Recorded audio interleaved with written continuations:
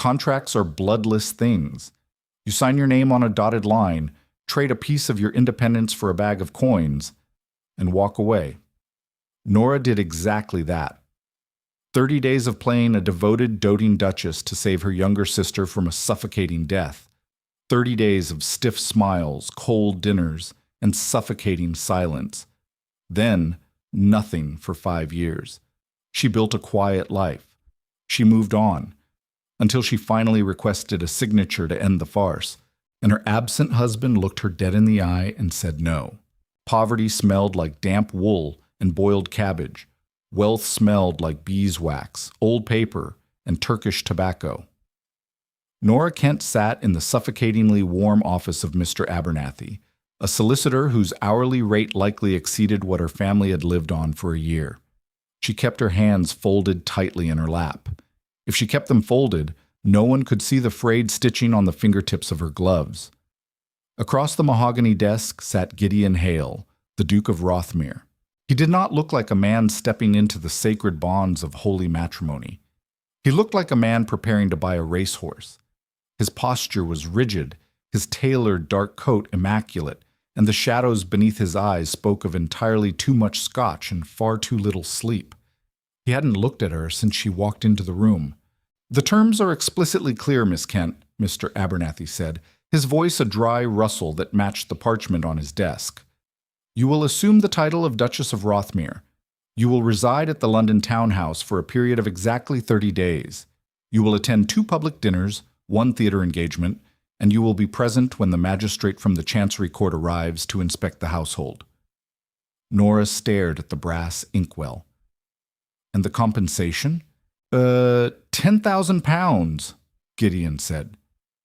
It was the first time he had spoken. His voice was deep, gravelly, and entirely stripped of warmth. He finally turned his head to look at her. His eyes were a pale, startling gray, as unforgiving as a winter sky. 5,000 transferred today to the sanatorium in Geneva for your sister's care. 5,000 deposited into an account under your name at the conclusion of the 30 days, assuming you play your part convincingly. £10,000. It was a staggering sum. It was enough to send Clara to the crisp, clean air of the Swiss Alps to cure the consumption that was currently drowning her in her own lungs. It was enough to pay off their late father's staggering gambling debts. It was salvation packaged as a temporary prison sentence. "And my duties?" Nora asked, her voice deliberately flat.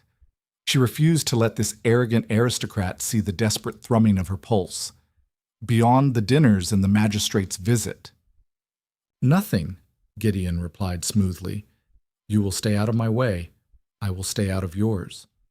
We require a facade of stability, Miss Kent. My uncle, Lord Harwood, is attempting to petition the courts to strip me of the guardianship of my younger sister Penelope. He claims my lifestyle is—" He paused, a cynical muscle ticking in his jaw. "Unfit for a child. He wishes to control her inheritance. A sudden quiet marriage to a respectable, entirely unremarkable woman of upstanding moral character will shut down his petition permanently." "Das ist source unremarkable." The word stung, but Nora swallowed it down. She was unremarkable. That was the point. She was a ruined merchant's daughter, possessing neither scandalous beauty nor political ties. She was a blank slate he could rent. Once the month concludes, and the guardianship is permanently sealed by the court, Mr. Abernathy interjected, tapping the parchment, "His Grace will depart for the continent. You will be provided a quiet residence at Oakhaven, a minor estate in Yorkshire. You will live there. You will retain the title, as a divorce would invite the very scandal we are avoiding, but you will live entirely separate lives, a quiet, permanent separation." Nora looked at the quill resting beside the inkwell. She thought of Clara's rattling cough. She thought of the debtors hammering on their splintered front door. "Give me the pen," she said. They were married 3 days later on a bleak Tuesday morning. The church was empty save for the vicar, Mr. Abernathy, and an elderly pew sweeper who served as a witness. Nora wore a navy blue walking dress, White felt like a mockery. Gideon wore black. When the vicar told him to kiss the bride, Gideon leaned in and pressed his lips to her cheek. His skin was cold. He smelled of rain and sandalwood. It was over in an instant. The 30 days that followed were an exercise in psychological endurance. Rothmere House was massive, silent, and suffocating. Nora was given a suite of rooms in the east wing. Gideon occupied the west. They met only at the dining table. The mahogany expanse between them was 10 feet long. The clinking of silver forks against fine porcelain was the only conversation they shared. She learned small things about him through sheer observation. He drank his coffee black. He read the political columns in the Times with a fierce, scowling intensity. He had a faint scar cutting through his left eyebrow. He never smiled. The public outings were worse. At the theater, he placed a heavy, warm hand over hers on the armrest of their private box. The heat of his palm seeped through her silk glove, sending an involuntary, humiliating shiver up her arm. She hated herself for it. She hated that she was so starved for human touch that the calculated grip of a man who bought her services felt like a lifeline. He leaned in, whispering into her ear, "Harwood's spies are in the stalls. Smile, Beatrice." She smiled. She smiled until her jaw ached. The true test came on the 28th day. The magistrate from the Chancery Court arrived. He was a small, ferrety man who asked pointed, invasive questions about their sudden courtship. Nora poured tea. She lied with the ease of a born grifter. She spoke of how they had met through mutual acquaintances, how his devotion to his young sister had won her heart. Gideon sat beside her on the settee, his arm casually draped along the back of the sofa, his fingers lightly brushing her shoulder. "She's the steadying force my life required," Gideon told the magistrate, his gray eyes locking onto Nora's with an intensity that entirely stole her breath. It was a brilliant performance. It was entirely fake. The magistrate signed the papers. The guardianship was secured.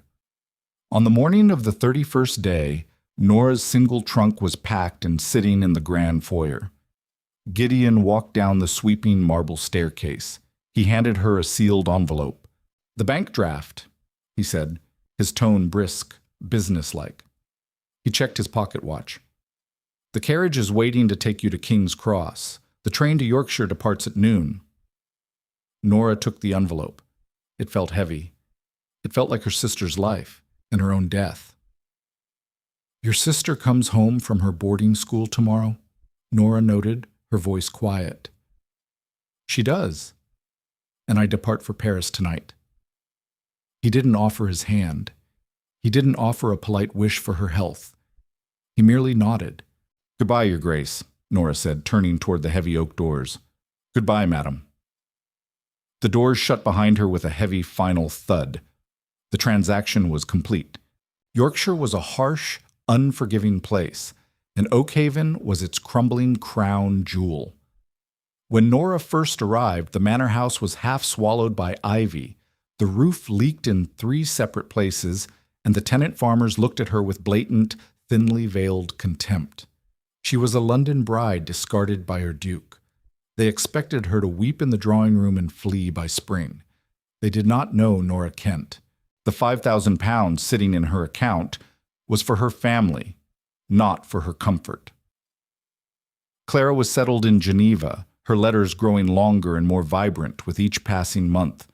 With her sister safe, Nora poured every ounce of her frustration, her lingering humiliation, and her relentless pragmatism into Oakhaven. She traded her silk dresses for heavy wool skirts and sturdy leather boots. She fired the lazy estate manager and took over the ledgers herself. She sat at the kitchen table late into the night, a single oil lamp burning, teaching herself crop rotation, wool pricing, and the brutal mathematics of estate survival.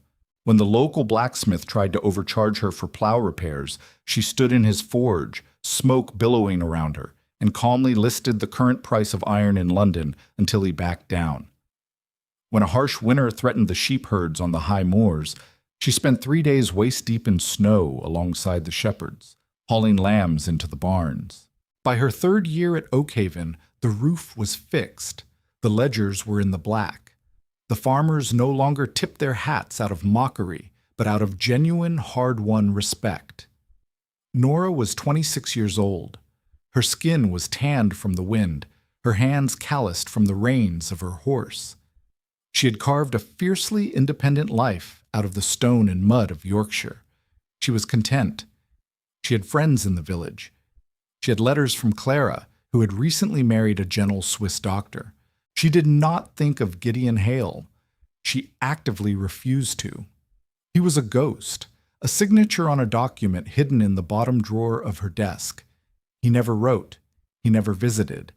He had successfully maintained his political career in custody of his sister, occasionally appearing in the newspaper clippings the vicar brought her.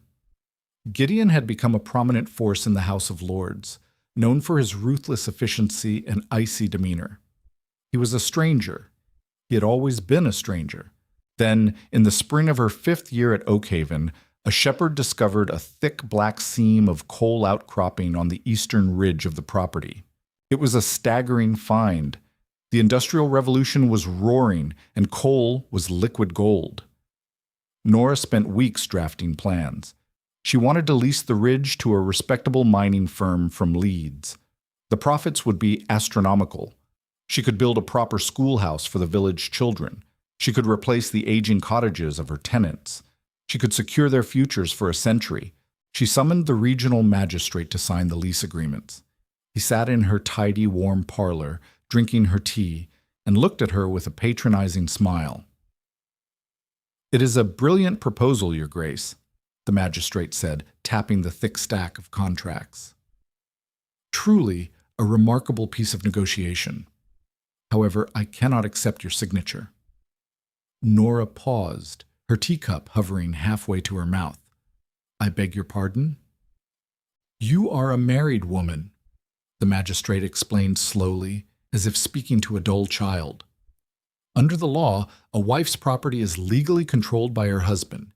Even if Oakhaven is your residence, the land belongs to the Duke of Rothmere. Only he can sign a commercial lease of this magnitude. Furthermore, the bank will not open a commercial account for the mining royalties without his explicit written authorization." Nora carefully lowered her teacup. A cold, familiar rage began to pool in her stomach. "My husband has not set foot on this property in 5 years. I built this estate back from ruin. I negotiated these terms." "And the law commends your diligence, I am sure," the magistrate replied, entirely unbothered. "But the law is the law. Mail the contracts to London. I shall return when His Grace has affixed his seal." He left her sitting alone in the parlor. Nora stared at the fire burning in the hearth.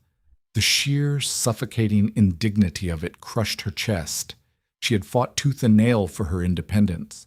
She had calloused her hands and bled into this soil, only to be reminded that she was nothing more than a legal appendage to a man who didn't even remember the color of her eyes. She wrote to his solicitors. The letters were polite, concise, and urgent. They were ignored. She wrote again, threatening to travel to London. A reply finally arrived from Mr. Abernathy, stating that His Grace was deeply involved in the current parliamentary session and could not be disturbed with provincial estate matters. It wasn't just the coal mine anymore. It was the absolute lack of autonomy. If she wanted to sell a horse, she technically needed his permission. If she wanted to take out a loan, she needed his signature. She was tethered to a ghost, and the rope was suddenly choking her. There was a legal loophole. An annulment based on non-consummation and prolonged abandonment. It required his signature, an admission of the marriage's unfulfilled nature, but it would sever the legal ties entirely. It would return her status to a single woman, granting her control over her own affairs. Given their 5-year separation, no court would deny it, provided he agreed. Nora did not write another letter. She packed a single leather valise, placed the annulment papers and the mining contracts into an oiled satchel, and boarded the southbound train. The journey was a blur of jolting carriages and suffocating soot. As the train tore through the countryside, Nora stared out the rain-streaked window. She was no longer the terrified, desperate girl who had signed her life away for her sister. She was the mistress of Oakhaven. She was going to walk into Rothmere House, shove the papers onto his mahogany desk, and demand her life back. London welcomed her with a wall of noise, the smell of roasted chestnuts, and the bitter stench of the Thames. It had been 5 years, but the sprawling gray monolith of the city felt exactly the same, cold, indifferent. She hired a cab to Mayfair. Her heart hammered a steady, angry rhythm against her ribs as the familiar stone facade of Rothmere House loomed into view. Higgins, the aging butler of Rothmere House, opened the heavy oak door. He blinked at the woman standing on the rain-slicked steps. She wore a tailored but decidedly unfashionable dark green traveling suit. A leather satchel was slung across her chest. She had no maid, no footman, and her hair was windswept. "May I help you, madam?" Higgins asked, his tone dripping with polite condescension. "Hello, Higgins," Nora said smoothly, stepping out of the rain and directly into the grand foyer before he could block her. "I know it has been half a decade, but I would hope my portrait is still hanging somewhere in the attic. Is the Duke in his study?" Higgins went pale. Your Grace? Apologies, I did not... Is he in the study?" she repeated, shaking the water from her umbrella. "He is, Your Grace, but he is currently in a meeting with the Earl of... Thank you." Nora didn't wait. She strode across the checkerboard marble floor. Her heavy boots clicked loudly, a sharp, unladylike sound that echoed into the vaulted ceilings. She knew exactly where the study was. She remembered the suffocating smell of the wood polish. She reached the heavy double doors and didn't bother to knock. She pushed them open. The room smelled of cigar smoke and expensive ink. Gideon sat behind the massive desk, leaning back in his leather chair. 2 older, heavily whiskered gentlemen sat opposite him, clutching brandy glasses. Gideon froze. 5 years had altered him. The exhaustion that had plagued him was gone, replaced by a hardened, formidable authority. The silver at his temples was more pronounced, stark against his dark hair. He was broader in the shoulders, and his jawline looked as though it had been carved from granite. He was a man accustomed to absolute power. His pale gray eyes locked onto Nora. For a fraction of a second, absolute shock fractured his iron control. Then, the mask slammed back into place. "My lords," Gideon said, his voice quiet but carrying a sharp edge that commanded instant obedience. "We will conclude this discussion tomorrow." The 2 politicians looked at Nora, bewildered by the interruption, but they knew better than to argue with the Duke of Rothmere.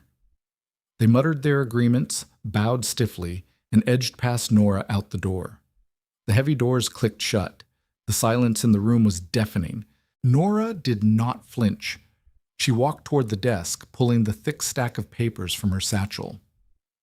"You haven't changed the draperies," Nora observed casually, tossing the papers onto his immaculate desk. "I always thought the velvet was entirely too morbid." Gideon slowly stood up. He was taller than she remembered, or perhaps she had just forgotten how deeply his physical presence commanded a room. He looked at the papers, then back up to her face. His gaze was heavy, sweeping over her wind-burned cheeks, her sensible clothes, and resting on her bare, ungloved hands. He noticed the calluses on her palms. "Beatrice," he said. Her given name sounded strange in his mouth. "Nora," she corrected sharply. "I let you call me Beatrice when you were paying for the privilege. My name is Nora." A muscle ticked in his jaw. "What are you doing in London?" "I'm conducting business. Business that your solicitors entirely bungled." She stepped closer to the desk, pointing a firm finger at the documents. "Beneath that stack is a commercial lease for a coal seam discovered on the Oakhaven estate. It requires your signature so that I may begin operations and fund the village infrastructure." Gideon frowned, pulling the top document aside to look at the lease. "You traveled all the way from Yorkshire for a mining contract?" "No," Nora said, her voice dropping to a cool, level pitch.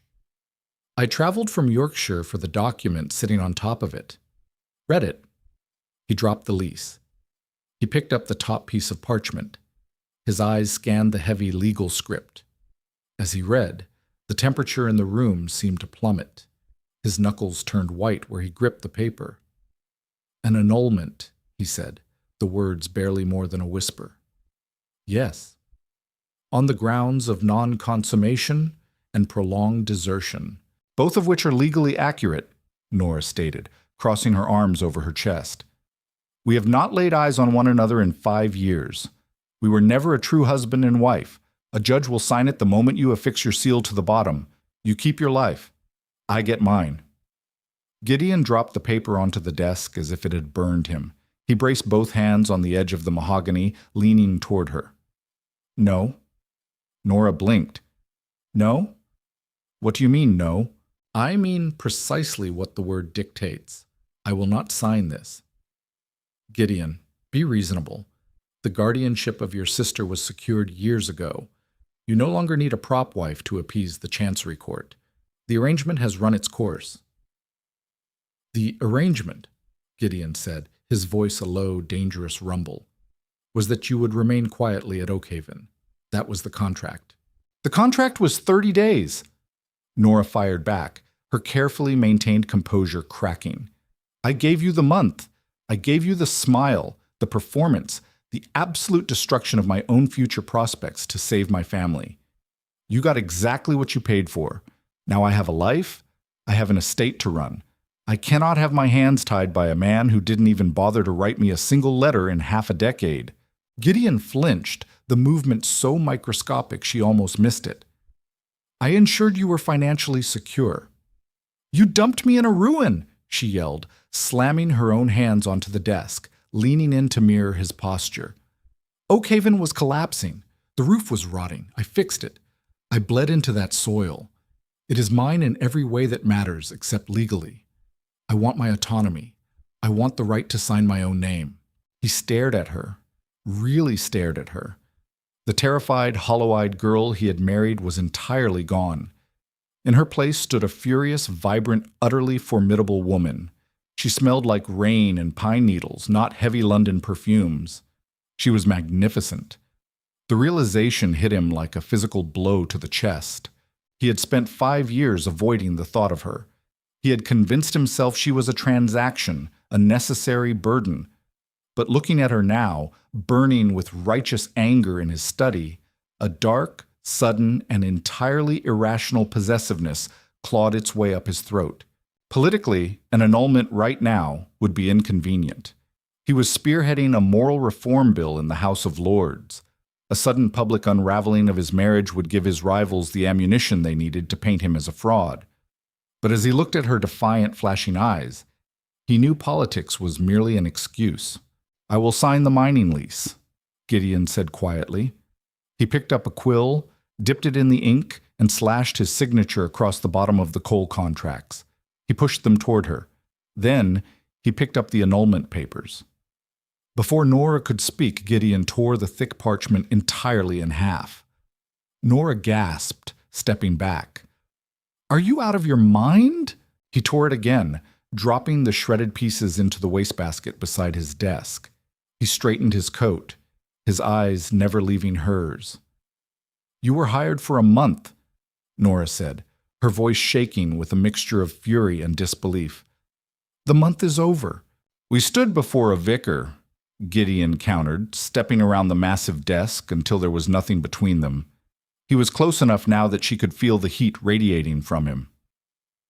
"We swore an oath before God and the law. You are the Duchess of Rothmere." "I am a ghost you bought to fool a judge." "You are my wife," he said, the words heavy, final, and dripping with an emotion she couldn't comprehend. "And right now, Nora, I require my Duchess to remain exactly that. You are not returning to Yorkshire. Your trunk will be brought upstairs. You are staying in London." Nora stared at him, her chest heaving, the sheer, suffocating arrogance of the man. She had come to cut the puppet strings only to find he was yanking them violently back into his hands. "You cannot keep me here against my will," she whispered viciously. Gideon looked down at her, his gray eyes dark and unreadable. Watch me. The bed in the East Wing suite was too soft. The pillows smelled of lavender, not the sharp, clean scent of Yorkshire pine. Nora lay awake, staring at the molded plaster ceiling until the pale gray light of dawn bled through the velvet curtains. She was a prisoner, a very wealthy, heavily silk-draped prisoner. She did not weep. She had stopped weeping over men and their demands when she was 19 years old. Instead, she rose, bypassed the bell pull that would summon a maid, and dressed herself in the dark woolen skirt and sensible blouse she had arrived in. She twisted her hair into a severe knot at the nape of her neck. She was preparing for a war of attrition. When Nora walked into the morning room, Gideon was already there. He sat at the head of the long mahogany table, a silver pot of coffee at his elbow, reading the morning papers. The sight of him, so calm, so utterly entrenched in his authority, made her teeth grind. He lowered the newspaper. His gaze swept over her practical, unadorned clothing. He said nothing about it. "There is tea on the sideboard. I prefer coffee," Nora said. She pulled out a chair halfway down the table, deliberately maintaining a defensive distance. She poured her own cup. Black. "How long do you intend to keep me here, Gideon? Until I age into dust?" "Until the parliamentary session concludes." He folded the paper sharply. 4 months. And then? And then you may return to your mud and your sheep." Nora set her cup down. The china clattered loudly against the saucer. "You tore up a legal document yesterday because of a parliamentary session. Explain it to me. I am not the terrified girl you bought. If you are holding me hostage, I demand to know the ransom." Gideon looked at her. His eyes were cold, assessing, but there was a flicker of genuine respect beneath the frost. "I am sponsoring the factory reform bill in the House of Lords. It is designed to gut the legal loopholes that allow mill owners to employ children under the age of 10 for 14-hour shifts. The opposition is led by the Earl of Harrington. Harrington is wealthy, vicious, and currently digging through every facet of my private life to find a weakness to discredit me." Nora understood immediately. The cynical machinery of London politics was not so different from the ruthless haggling of Yorkshire livestock markets. And an annulment on the grounds of prolonged abandonment would paint you as a liar, a man who preaches domestic morality while his own household is a fraudulent sham. Precisely. Gideon leaned forward, resting his elbows on the table. "If you file those papers, Harrington will drag the details into the press. My credibility shatters. The bill fails. Thousands of children remain chained to the looms. I cannot afford the scandal, Nora." He used her given name again. It felt like a deliberate weapon. "So I am to play the dutiful, adoring wife," she said, her voice dripping with acid. "I am to smile at dinners and pretend you haven't ignored my existence for 5 years. And in return? In return, I will fund the schoolhouse you wish to build at Oak Haven. Fully." Not good enough. Nora did not blink. "I want the schoolhouse. I want the mining lease approved. And I want an irrevocable legal trust established in my name. I want absolute financial and legal autonomy over Oak Haven and its profits. When I leave in 4 months, I will never have to ask your permission to sign a piece of paper again." Gideon stared at her. The silence stretched, tight and dangerous. He was a man used to dictating terms, not receiving them. He watched the set of her jaw, the fierce, unyielding set of her shoulders. She was backing a duke into a corner in his own morning room. "You drive a brutal bargain," he murmured. "I learned from the best." A sharp, unexpected sound broke the tension. A laugh. It came from the doorway. A young woman stood there leaning against the doorframe. She had Gideon's dark hair and pale gray eyes, though hers were alight with sharp amusement rather than cold calculation. She wore a riding habit of deep burgundy.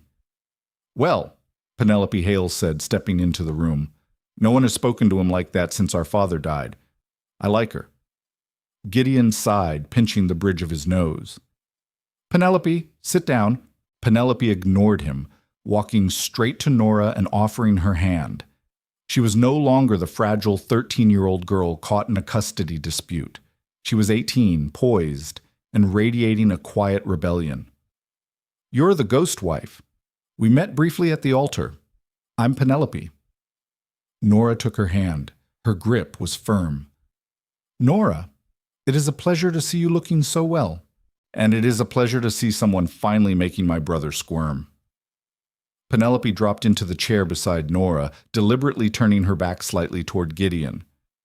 "So, 4 months of societal torture? We have the Harrington Ball on Friday. What are you wearing?" "I am not going," Nora said flatly. "You are," Gideon interjected, his voice regaining its steel. "Harrington will be there. It is the perfect opportunity to present a united front." "I brought 3 wool skirts and a pair of riding boots," Nora replied, looking at him with deliberate boredom. "Unless you expect me to debate the factory reform bill in my undergarments, I am remaining in this house." "A seamstress is arriving at noon," Gideon said. "Buy whatever you require. Put it on my accounts." "I don't want your dresses, Gideon. I don't want your money." "It isn't a request." He stood up, towering at the head of the table. He looked down at her, the mask of the ruthless politician firmly back in place. "We have an agreement.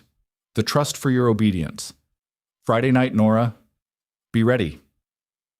He walked out of the room, leaving the heavy scent of sandalwood and unresolved anger in his wake. The Harrington Ball was a suffocating display of wealth.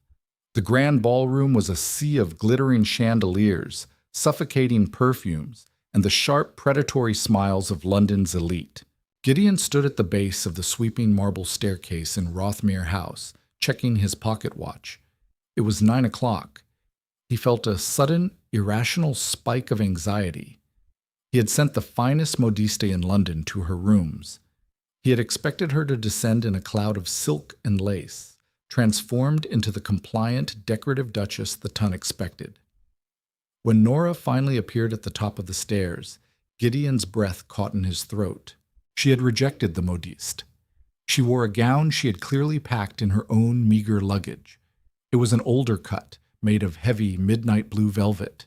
It lacked the voluminous skirts, the excessive ruffles, and the plunging necklines favored by the season's debutantes. It was severe. It was simple. It hugged the lines of her body with a quiet, lethal elegance. She wore no jewels. Her neck was bare, her dark hair swept up in a complicated braid that looked entirely too practical for a ballroom. She looked like a queen who had arrived to conquer, not a wife who had arrived to appease. Gideon offered his arm as she reached the bottom step. His face revealed nothing, but his voice was tight. "You refused the seamstress." "I am a woman of the moors, your grace," Nora said, placing her gloved hand lightly on his sleeve. "I do not wear sugar-spun silk. It catches on the briars." "There are no briars in Mayfair." "No," she agreed smoothly as he led her toward the waiting carriage. "Only vipers." The carriage ride was silent. The physical space between them was merely inches, but it felt like a chasm. Gideon watched the street lamps cast shifting shadows across her face. He realized with a sudden pang of discomfort that he knew nothing about the woman sitting beside him. He knew her price. He knew her sister's medical history. He did not know what made her laugh or why she held her spine so rigidly straight.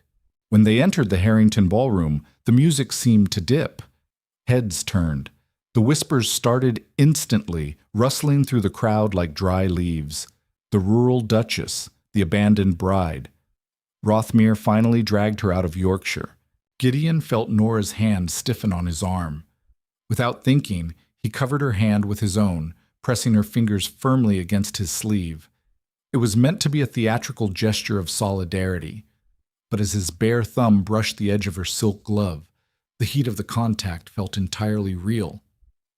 "Keep your chin up," he murmured, his breath brushing her ear. "My chin is perfectly fine," she whispered back, staring straight ahead. "Worry about your own." Lord Harrington intercepted them before they reached the champagne table. He was a tall, thin man with a smile that never quite reached his eyes. "Rothmere," Harrington purred, bowing smoothly. "And her grace. What a rare, unexpected pleasure. We had almost believed the rumors that you had taken a permanent vow of cloistered silence in the North. The North requires attention, Harrington, Nora said before Gideon could speak. Her voice was crystal clear, carrying just enough to be heard by the surrounding aristocrats. Someone has to ensure the coal is mined properly so that your factories can continue to run their furnaces. Harrington's smile faltered slightly. Indeed, though I imagine the grittiness of estate management is rather taxing on a lady's delicate constitution. Not at all, Nora replied, her tone fiercely polite. I find negotiating tonnage rates far less taxing than navigating the sheer volume of hypocrisy in London. Tell me, my lord, is it true your mills in Manchester are operating on a 14-hour shift? I was reviewing the output ledgers last week. The mathematics suggest your profit margins rely heavily on underpaying your laborers, a precarious business model, relying on exhaustion. The silence around them became absolute. Several nearby ladies suddenly found their champagne glasses intensely interesting. Harrington's face flushed a dull, angry red. He opened his mouth, closed it, and finally offered a stiff, shallow bow. A fascinating perspective, Your Grace, if you will excuse me. He beat a hasty retreat. Gideon stared at his wife. He was entirely, completely stunned. He had expected her to be a silent prop. He had not expected her to publicly eviscerate his primary political rival using industrial mathematics. You read the Manchester output ledgers? Gideon asked, his voice low. I read everything, Nora replied, taking a glass of champagne from a passing tray. She took a sip, refusing to look at him. Do not look so surprised. I run a profitable estate. I'm not an idiot. I never thought you were an idiot.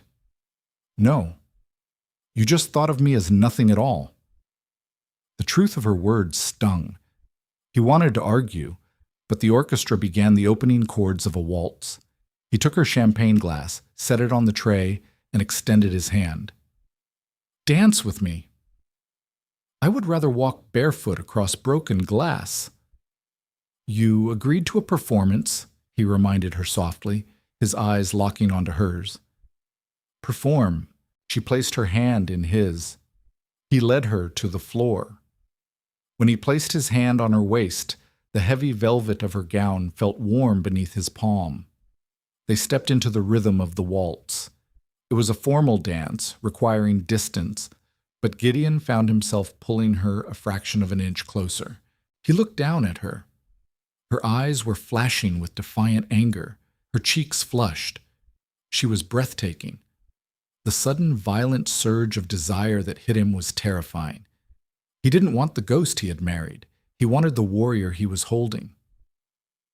You were magnificent just now, he admitted quietly, the words slipping out before he could stop them. Nora missed a step. She recovered instantly, but she looked up at him, her brows furrowed in suspicion. Do not patronize me. I am entirely serious. You left Harrington bleeding on the floor. His hand tightened slightly on her waist. You are full of surprises, Nora. I am exactly who I was 5 years ago, she said, her voice dropping to a whisper that only he could hear over the music. You just never bothered to look. The rain began shortly after midnight, lashing against the tall windows of Rothmere House. Nora could not sleep. The waltz replayed in her mind, the heavy warmth of Gideon's hand on her waist, the completely unexpected, startling praise in his eyes. She hated that it affected her. She hated that after 5 years of building armor made of stone and ledgers, one dance had left a crack in the masonry. She pulled a heavy wool shawl over her nightgown and slipped out of her room. The house was silent, wrapped in deep shadows. She headed for the library on the ground floor, seeking a book on crop rotation to bore her mind into submission. The library door was slightly ajar, a soft, golden rectangle of light spilling onto the hallway floor. Nora pushed the door open. The fire had burned down to glowing embers. Gideon was seated in a winged leather chair near the hearth.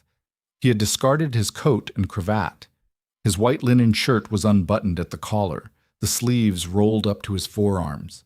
A half-empty glass of amber liquid sat on the side table. He was staring into the dying fire, looking more exhausted than she had ever seen him. He heard the rustle of her skirt and turned his head. "I thought you were asleep." "The rain," Nora said, suddenly feeling entirely too exposed in her nightgown and shawl. She stepped back toward the door. "I apologize. I'll find a book tomorrow." "Don't go." The request was quiet, lacking his usual absolute authority. It sounded almost like a plea. "Please." Nora hesitated. Against her better judgment, she stepped fully into the room and closed the door. She walked to the leather sofa opposite him and sat down, pulling the shawl tighter around her shoulders. The silence stretched between them, but it lacked the sharp, combative edge of the morning room. It was heavy, exhausted, and strangely intimate. "Why did you really read the Manchester ledgers?" Gideon asked, his eyes returning to the fire. "Because Oakhaven is expanding," she answered honestly. "I needed to understand the broader industrial market to price our coal correctly. I didn't do it to save your political career. I know." He took a slow breath.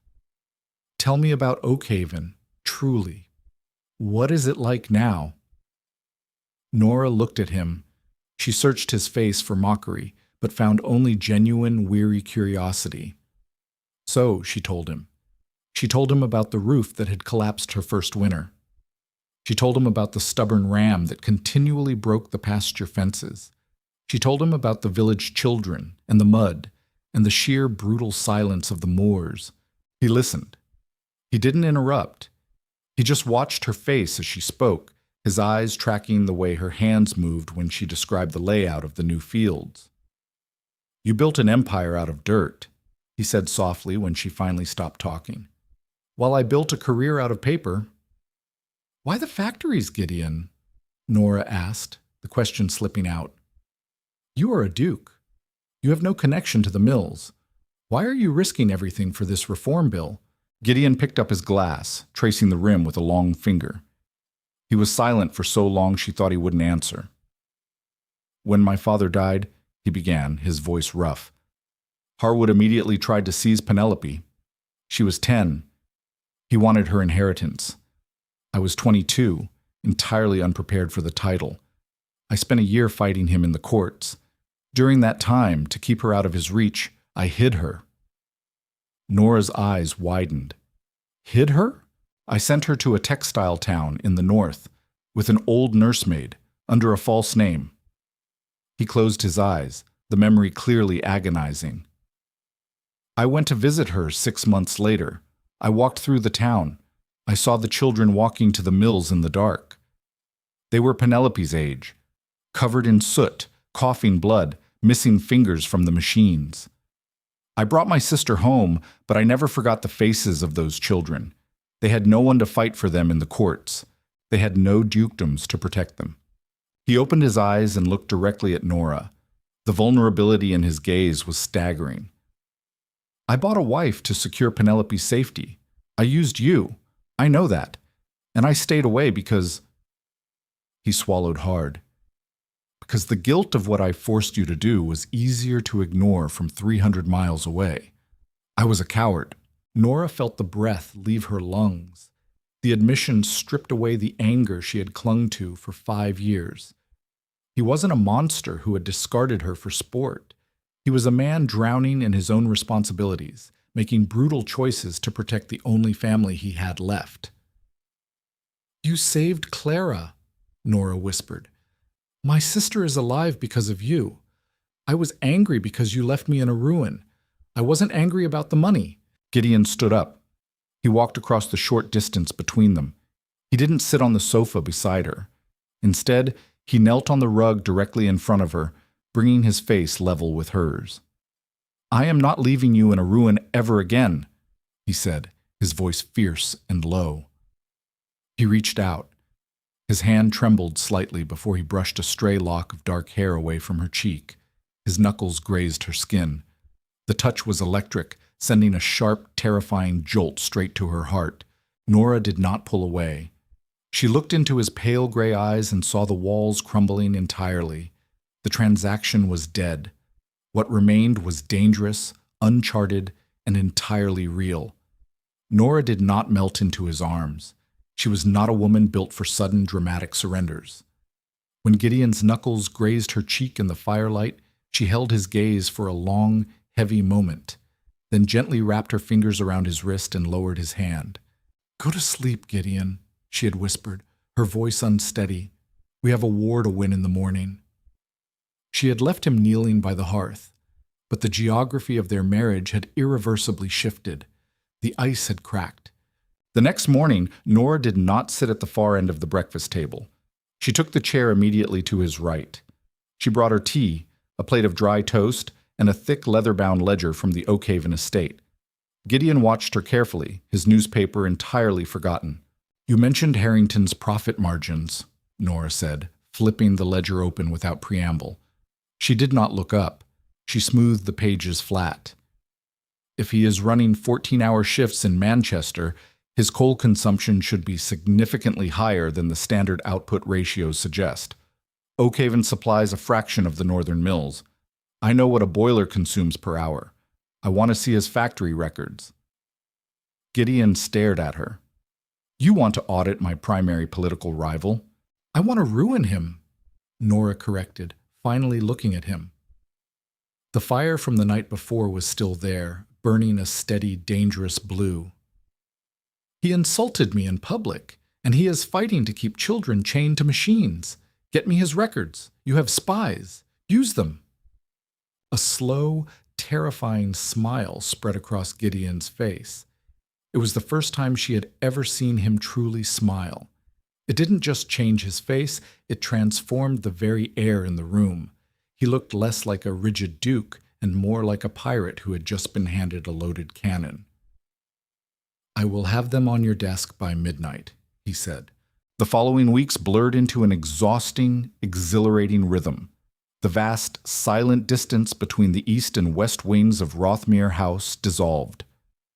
Gideon's study became their war room. They spent hours bent over the massive mahogany desk, surrounded by mountains of parchment, empty coffee cups, and the heavy scent of tobacco and ink. Nora proved to be a ruthless tactician. She possessed a mathematical mind honed by years of scraping survival from the Yorkshire mud. She dismantled the economic arguments against the factory reform bill line by line. Gideon would draft his parliamentary speeches, pacing the length of the Persian rug, and Nora would sit in his leather chair, tearing his rhetoric apart and rebuilding it into something sharper, something fatal. They fought. They argued over phrasing, over strategy, over the political maneuverability of the House of Lords. But the arguments were not cold. They were alive. One evening, exhausted after a grueling session dissecting shipping tariffs, Gideon leaned over the desk to point at a specific clause. His sleeve brushed against Nora's shoulder. He didn't pull away. He stayed there, his chest hovering mere inches from her back, his breath stirring the loose strands of hair at the nape of her neck. Nora's pen stopped scratching against the parchment. She didn't move. The silence in the study suddenly felt thick, heavy with the gravity of proximity. "This clause," Gideon murmured, his voice dropping an octave, a rough rasp that sent a sharp tremor straight down her spine. "It leaves a loophole for the textile managers." "I know," Nora breathed. She couldn't focus on the numbers. She could only feel the heat radiating from him. He slowly lowered his hand, covering her fingers where she gripped the pen. His thumb traced the ink-stained callus on her middle finger. "You are working yourself to the bone, Nora. You haven't slept in 2 days." "Neither have you." He turned his head slightly, his lips brushing against her temple. It was barely a kiss. It was an exhalation, a desperate taking of comfort. "I am used to the dark. You were supposed to be my light." Nora turned her chair, breaking the physical contact to look at him. "I'm not a candle, Gideon. I'm a fire. Do not forget that." He looked down at her, his pale gray eyes darkening with a hunger that stripped the breath from her lungs. "I could never forget it. I'm currently burning in it." Before he could close the distance between them, a sharp, urgent knock hammered against the heavy oak door. Gideon stepped back, his jaw clenching tight. The mask of the Duke slammed back into place. "Enter." Higgins stepped into the room. He carried a silver salver. On it rested a single wax-sealed envelope. It bore the crest of the Earl of Harrington. "A messenger brought this, Your Grace. He said it requires your immediate attention." Gideon picked up the letter. He broke the seal and unfolded the thick parchment. As he read, the blood slowly drained from his face. The man who had been looking at Nora with burning intensity a moment ago was entirely gone. In his place stood a man made of ice and murder. "Gideon." Nora stood up. "What is it?" He crushed the letter in his fist. "Harrington." The extortion was elegantly simple. Harrington had spent weeks digging, not into Gideon's political record, but into the quiet, unremarkable past of his Yorkshire bride. He had found Arthur Kent. More specifically, he had found the ledger of Arthur Kent's staggering gambling debts. And he had found the bank record showing that exactly 5 years ago, the Duke of Rothermere had quietly paid off those debts to the sum of £5,000, mere days before his sudden, unannounced wedding. A purchased bride. That was the narrative Harrington laid out in his viciously polite letter. A duke preaching moral superiority in the House of Lords had essentially bought a desperate woman to secure a legal guardianship, committing fraud against the Chancery Court. Harrington promised to deliver the proof to every major newspaper in London by noon the following day, unless Gideon withdrew the factory reform bill entirely. "He will destroy you," Gideon said, pacing the length of the study. The fire had died down to ash. It was 3 a.m. "The press will tear you to pieces. They will paint you as a whore, Nora. They will say you sold yourself." "They would be entirely correct," Nora said flatly. She sat on the edge of the desk, arms crossed. She felt a cold, familiar dread pooling in her stomach, but she refused to let it show. "I did sell myself. To save Clara. I would do it again tomorrow. You will not bear the brunt of this." Gideon stopped pacing. He walked to his desk and pulled out a fresh sheet of parchment. He dipped his quill. "I'm writing to the Speaker of the House. I'm withdrawing the bill." Nora moved faster than she ever had in her life. She slammed her hand down on the parchment, smearing the wet ink across the page and over her own skin.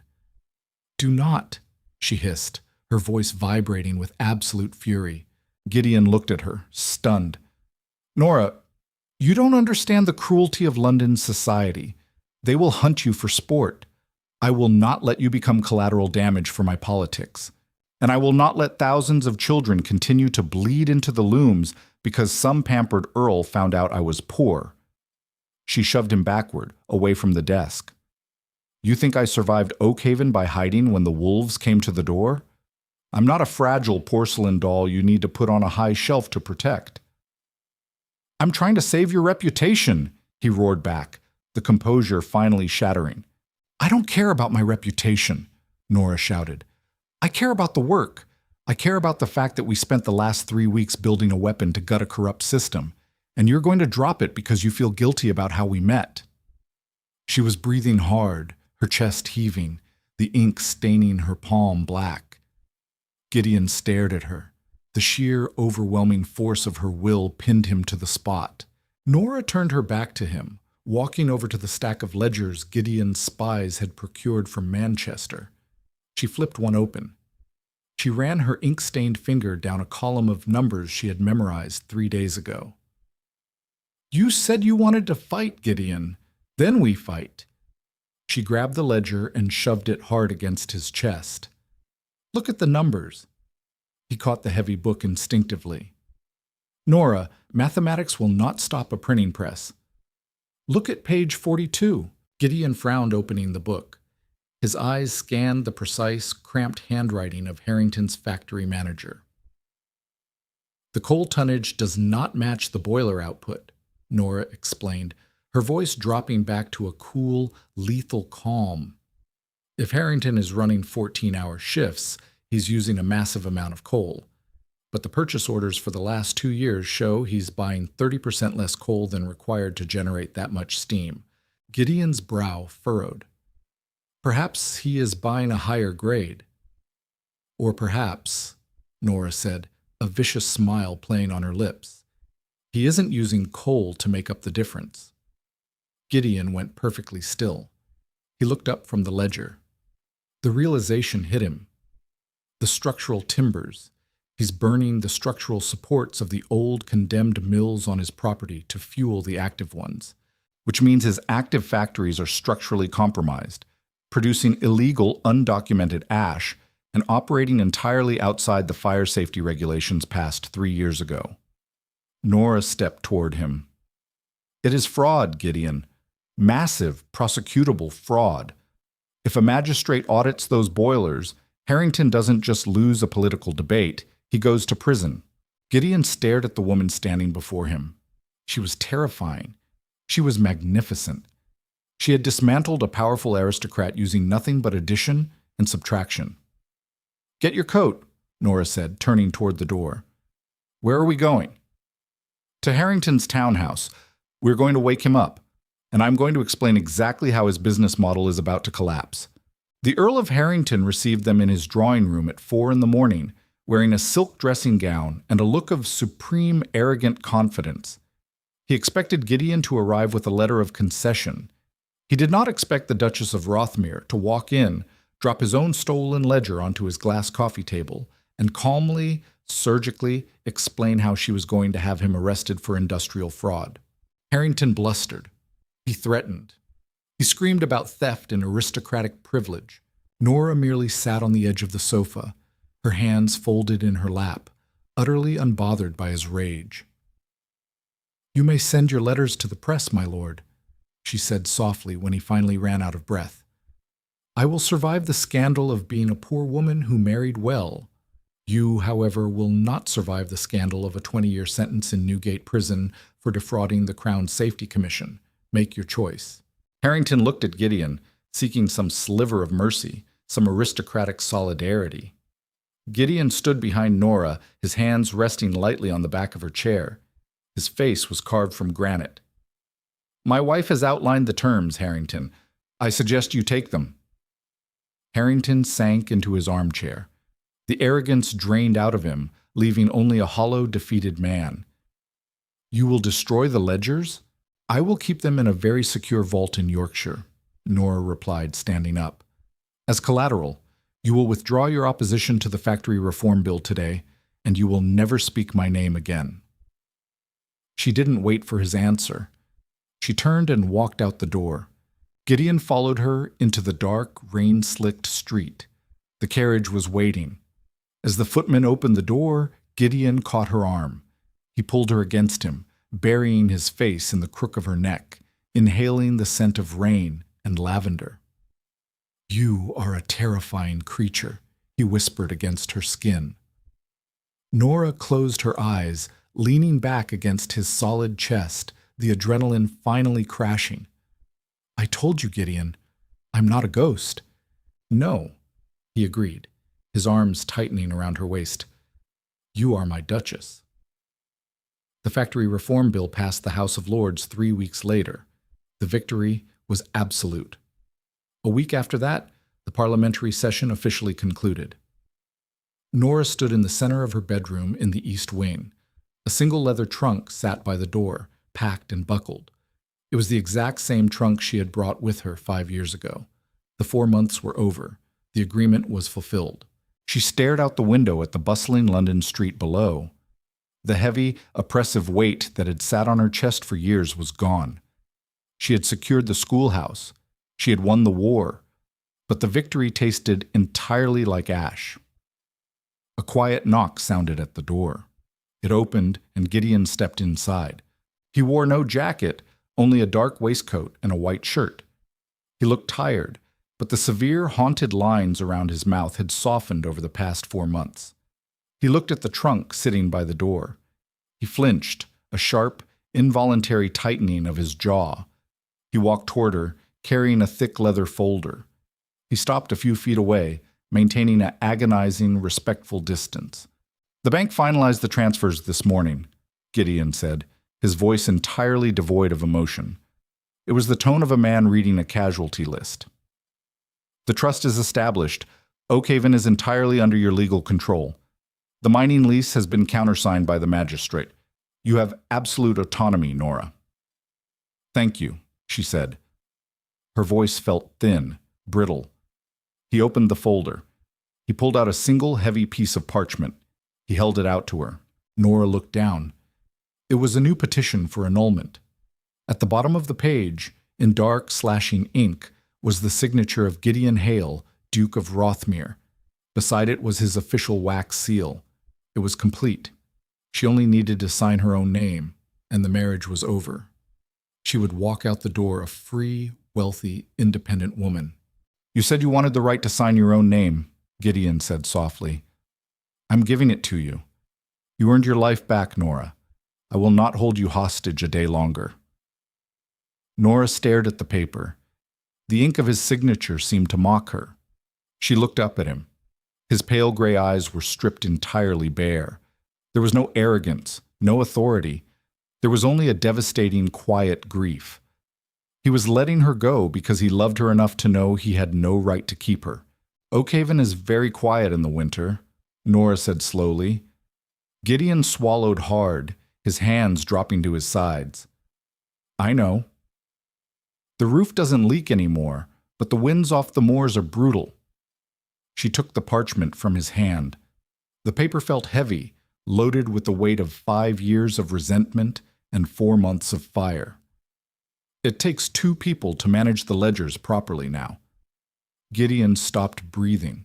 He watched her hands. Nora did not look at the document. She kept her eyes locked on his as she gripped the thick parchment between her fingers. With a sharp, sudden motion, she tore it directly in half. The sound was shockingly loud in the quiet room.